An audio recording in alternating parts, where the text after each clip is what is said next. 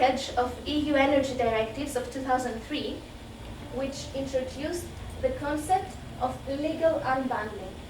So for those of you who are not familiar with the concept of legal unbundling, it means basically the separation, the legal separation between the production and the network system of energy. And by network, I mean transmission, which is the high voltage, and distribution of energy, distribution to the consumers, which is the low voltage energy.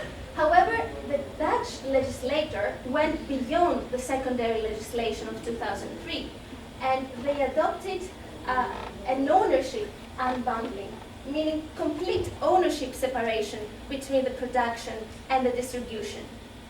And that's why they introduced a complete prohibition of privatization of the distribution system. So in the Netherlands, the distribution system belongs to the state.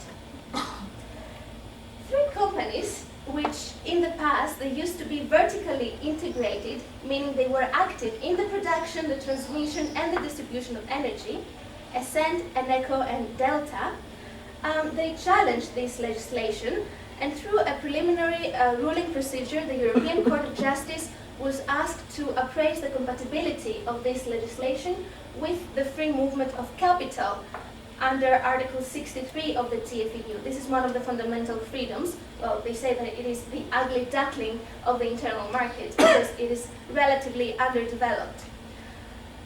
This case made a big fuss in the Netherlands because, well, why did the Netherlands, a country that has completely liberalized the production of energy, so at the production level we have a very competitive market which works to the benefit of the consumers, and I can tell this from my own experience as a consumer.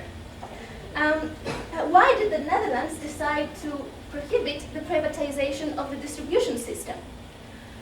Well, this relates to the discussion about whether competition is always effective.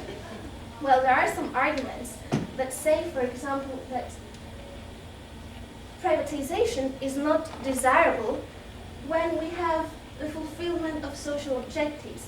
And by social objectives, I mean, just to give you some examples, guaranteeing security of energy supplies or universal access to affordable and high-quality water. This is the first argument against the privatization. And the second argument relates to network industries. Network industries are usually characterized by a natural monopoly.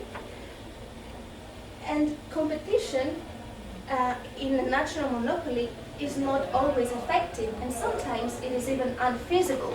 Natural monopoly must be distinguished from a legal monopoly, a statutory legal monopoly, because a natural monopoly means that you have a network, an infrastructure, and the costs of a possible duplication of this network are so high that, well, they prevent the opening up to competition of the specific sector. For example, the energy infrastructure or the water provision infrastructure is considered to be a national monopoly.